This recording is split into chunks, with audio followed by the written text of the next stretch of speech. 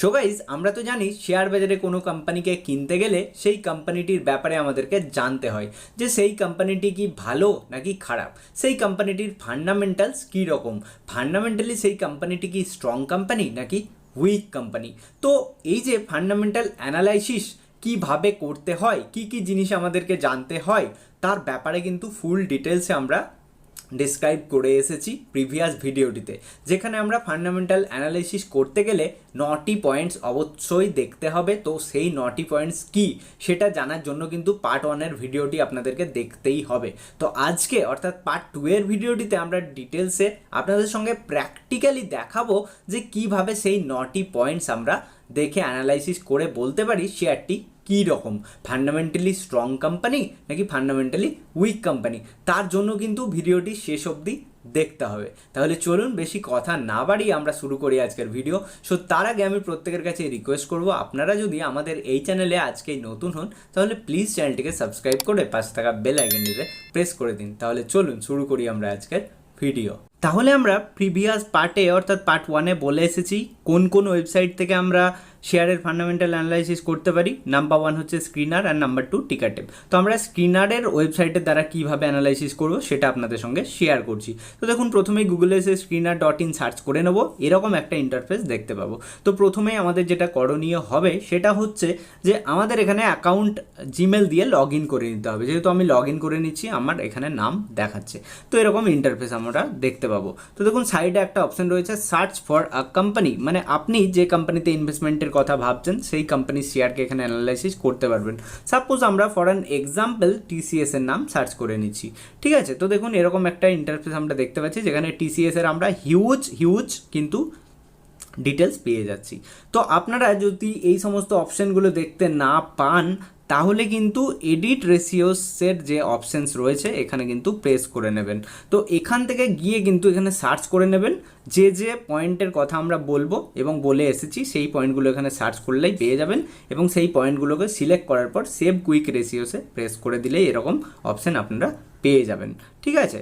তো এবারে আমাদের প্রথম কাজ হবে কি, দেখুন, প্রথমে আমরা নাম্বার 1 পয়েন্ট জানবো যে কোম্পানির ওভারভিউ, কোম্পানিটি কি ওভারঅল কী রকম কোম্পানি, অর্থাৎ হোয়াট ডাজ কোম্পানি ডু, কোম্পানিটি কি করে, কোম্পানির সার্ভিস কি, ঠিক আছে। সেটা আমরা কোথা থেকে পাবো, দেখুন আমরা রাইট সাইডে অ্যাবাউটের অপশন পেয়ে যাচ্ছি। তো যেখানে লেখা রয়েছে Tata consultancy services is the flagship company and a part of Tata group, Tata গ্রুপের একটি কোম্পানি।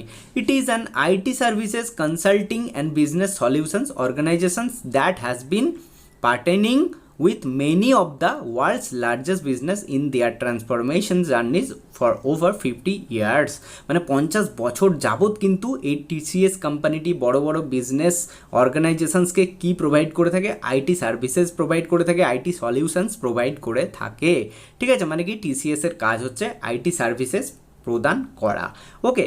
তারপরে কি যেটা আমরা দেখবো সেটা হচ্ছে হুইচ সেক্টরের কোম্পানি, এটা কোন সেক্টরের কোম্পানি, আমরা দেখতেই পাচ্ছি আইটি সেক্টরের কিন্তু কোম্পানি, ওকে। তাহলে কি এই দুটো জিনিস আমরা প্রথমে ক্লিয়ার করে নেব যে কোনো কোম্পানির ক্ষেত্রে। যদি এটা টাটা মোটরস হতো আমরা দেখতে পেতাম অটোমোবাইল সেক্টরের একটি কোম্পানি কি প্রডিউস করে, গাড়ি বানায়, ঠিক আছে, সিম্পল। এইরকম কিন্তু আমরা প্রথমে অ্যানালাইসিস করে নেব। নাম্বার 2 আমরা কি দেখব, রেভিনিউ অ্যান্ড প্রফিট গ্রোথ, যে কোম্পানিটির রেভিনিউ কীরকম, প্রফিট গ্রোথ কীরকম। তার জন্য দেখুন এখানে প্রফিট অ্যান্ড লসের আমরা একটা সেকশন পেয়ে যাচ্ছি, ঠিক আছে। ওখানে আমরা সিম্পলি প্রেস করে নেব, এরকম একটা ইন্টারফেস আমরা দেখতে পাবো যেখানে আমরা 2-3টে জিনিস দেখে নেব। একটা হচ্ছে কি অপারেটিং প্রফিট কি বাড়ছে নাকি ঘটছে, ঠিক আছে। দেখুন এখানে কিন্তু কি হচ্ছে 42,000, 46,000 কোটি টাকা, 53,000, 59,000, 64, 67, 67,620, মানে কি নিচ থেকে ওপরের দিকেই যাচ্ছে, মানে কি ইনক্রিজ হচ্ছে, ভালো কথা। নাম্বার 2 আমরা যেটা দেখবো সেটা হচ্ছে পিবিটি, প্রফিট বিফোর ট্যাক্স, এটাও কি বাড়ছে নাকি কমছে, বাড়লে ভালো, দেখুন এখানে বাড়ছে, ঠিক আছে। অ্যান্ড সব থেকে ইম্পর্টেন্ট নেট প্রফিট কি বাড়ছে নাকি কমছে, দেখুন এখানেও কিন্তু নেট প্রফিটে আমরা ইনক্রিজমেন্ট দেখতে পাচ্ছি, মানে নিচ থেকে ওপরের দিকে যাচ্ছে। এছাড়াও আপনি কিছু কিছু জিনিস আরও দেখে নিতে পারেন, সেটা হচ্ছে কম্পাউন্ড সেলস গ্রোথ, ঠিক আছে। দেখুন 10 ইয়ার্সের 10% সেলস গ্রোথ, 5 ইয়ার্সের 10%, 3 ইয়ার্সের 10%, মানে ঠিকঠাক রয়েছে, স্টেবল গ্রোথ কিন্তু রয়েছে, ওকে। এইগুলো আমরা দেখে নেব। নাম্বার 3-তে আমরা যেটা দেখবো সেটা হচ্ছে রিটার্ন রেশিওস, ওকে, রিটার্ন রেশিওস মানে কি আমরা দেখব ROE অ্যান্ড ROCE। ROE মানে হচ্ছে রিটার্ন অন ইকুইটি। দেখুন আমরা জানি রিটার্ন অন ইকুইটি যদি 15%-এর বেশি হয়ে থাকে ইনভেস্টমেন্টের জন্য ভালো অপরচুনিটি হতে পারে। ঠিক আছে, দেখুন এখানে ROE রয়েছে 52.4%, মানে 15%-এর বেশি তো বটেই এবং অনেক ভালো। সেকেন্ড অপশন কি ROCE, অর্থাৎ return on capital employed. ROCE again আমরা জানি 15%-এর বেশি হলে ভালো, যত বেশি তত ভালো। এখানে দেখুন 64.6% রয়েছে, মানে ROCE অ্যান্ড ROE পারফেক্ট আমরা বলতে পারি। নাম্বার 4-এ আমরা যেটা দেখবো সেটা হচ্ছে ভ্যালুয়েশন। খুবই ইম্পর্টেন্ট যে কোনো কোম্পানির ক্ষেত্রে, যে ভ্যালুয়েশন সেটা কি আন্ডার ভ্যালুড নাকি ওভার ভ্যালুড। তো আমরা কি বলে এসেছি আপনাদের সঙ্গে, যে সমস্ত কোম্পানির নিজস্ব স্টক পি তার ইন্ডাস্ট্রি পির তুলনায় কম হবে দেন আন্ডার ভ্যালুড বলতে পারি, আর যে সমস্ত কোম্পানির স্টক পি তার নিজস্ব ইন্ডাস্ট্রি পির তুলনায় বেশি হবে দেন আমরা ওভার ভ্যালুড বলতে পারি। মানে কি সিম্পল কথাই হচ্ছে TCS এর স্টক পি কত দেখতে পাচ্ছেন 23 রয়েছে, ইন্ডাস্ট্রি পি 27.5, মানে কি ইন্ডাস্ট্রি পির তুলনায় তার নিজস্ব স্টক পি কম রয়েছে মানে আন্ডার ভ্যালুড। আবার যদি এখানে 23-এর জায়গায় 40 থাকতো মানে 40 থাকতো দেন আমরা বলতাম এখানে 27.5 ইন্ডাস্ট্রি পি, স্টকের নিজস্ব পি বেশি মানে ওভার ভ্যালুড আমরা বলতে পারতাম। ঠিক আছে, এটা আমরা দেখে নেব। তো আমরা আন্ডার ভ্যালুড স্টককেই কিন্তু প্রেফার করব। অ্যান্ড নাম্বার 5-এ যেটা আমরা দেখবো সেটা হচ্ছে ডেট সিচুয়েশন, মানে কোম্পানির ঋণ কতটা নিয়ে রেখেছে, লোন কতটা নিয়ে রেখেছে। ঠিক আছে, তার জন্য আমরা ডেট টু ইকুইটি রেশিও দেখবো অ্যান্ড অ্যাসেট লায়াবিলিটি দেখবো। ঠিক আছে, ডেট টু ইকুইটি রেশিও আমরা জানি কি 1-এর কম থাকলে প্রেফার করবো আমরা। দেখুন এখানে ডেট টু ইকুইটি রেশিও 0.10 রয়েছে। এগুলো যদি আপনারা না দেখতে পাচ্ছেন আমি আগেন বলছি ইডিট রেশিওর অপশানে গিয়ে কিন্তু debt to equity ratio search করলেই পেয়ে যাবেন, ইন্ডাস্ট্রি পি সার্চ করলেই পেয়ে যাবেন, সেভ করে নেবেন সিম্পলি। ঠিক আছে, এইভাবে কিন্তু আমরা দেখব ডেট সিচুয়েশন। তারপরে নাম্বার 6-এ আমরা যেটা দেখব সেটা হচ্ছে ফ্রি ক্যাশ ফ্লো। ক্যাশ কি ফ্লো হচ্ছে নাকি বার্ন হচ্ছে, সেজন্য আমরা একটা সেকশন পেয়ে যাচ্ছি ওপর দিকে, ক্যাশ ফ্লোর সেকশন দেখুন এখানে রয়েছে। ঠিক আছে, ক্যাশ ফ্লোতে আমরা চলে যাব এবং এখানে যদি আমরা পজিটিভে দেখতে পাই তাহলে কিন্তু ভালো, অর্থাৎ যদি বাড়ছে পজিটিভে রয়েছে ভালো। তো দেখুন মার্চ 2022-এ কিন্তু 5600 কোটি টাকার কাছে কিন্তু পজিটিভ ছিল, তারপরে মার্চ 2023-এ 5300 কোটি টাকার কাছে নেগেটিভে চলে এসেছিল। আবার মার্চ 2024-এ 1893 কোটি টাকার কাছে পজিটিভ, আবার মার্চ 2025-এ 674 কোটি টাকার কাছে নেগেটিভ, মানে বর্তমানে নেগেটিভে রয়েছে। তাই একটু কিন্তু নেগেটিভ ইম্প্যাক্ট আমরা দেখতে পেতে পারি এই কোম্পানিতে। ওকে, বা হয়তো আমরা পাচ্ছি দেখতে এই কোম্পানির ক্ষেত্রে। ঠিক আছে, এইভাবে আমরা যদি নেট ক্যাশ ফ্লোতে পজিটিভিটি দেখতে পাই তাহলে কিন্তু ভালো ইনভেস্টমেন্টের জন্য। এরপরে আমরা নাম্বার 7-এ যেটা দেখবো সেটা হচ্ছে ডিভিডেন্টের হিস্ট্রি। এই কোম্পানি কি ডিভিডেন্ট পে করে থাকে সেটা কোথা থেকে পাবো, আগেন আমরা এখানে এসে ডিভিডেন্ট ইল্ডের অপশন যদি দেখি তাহলে 1.91%, মানে কি ডিভিডেন্ট পে করে আসছে। ঠিক আছে, কিছু না কিছু কোম্পানির ইনভেস্টরদেরকে ডিভিডেন্ট পে করে আসছে এই কোম্পানির ম্যানেজমেন্ট টিম, মানে কি স্টেবল রয়েছে আর ম্যানেজমেন্ট টিম ভালো রয়েছে। ঠিক আছে, এরপরে আমরা নাম্বার 8-এ যেটা দেখবো সেটা হচ্ছে প্রমোটার হোল্ডিং, মানে প্রোমোটার বলতে বড় বড় ইনস্টিটিউশনাল যেসব অর্গানাইজেশনস রয়েছে তারা। ঠিক আছে, যেমন মিউচুয়াল ফান্ড হতে পারে বা কোনো ব্যাংক বড় হতে পারে, এরকম তো কিন্তু প্রোমোটার্স বলা যেতে পারে।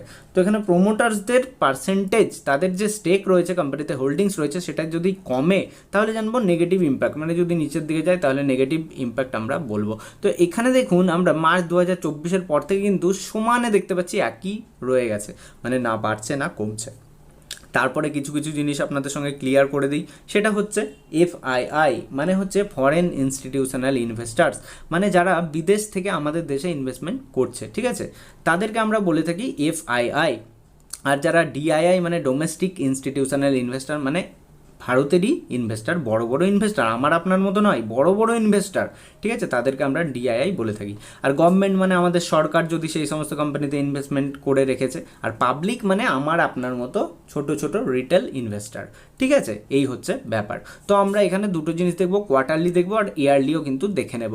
ঠিক আছে, ইয়ারলি যদি কমছে প্রোমোটার্সদের সেটাও কিন্তু চোখ রাখবো। তো দেখুন মার্চ 2023-এর পর একটু কমেছিল 2024-এ, এবার তারপরে সমানই রয়েছে, না ঘটেছে না বেড়েছে। ঠিক আছে, মানে স্টেবল রয়েছে, এই হচ্ছে ব্যাপার।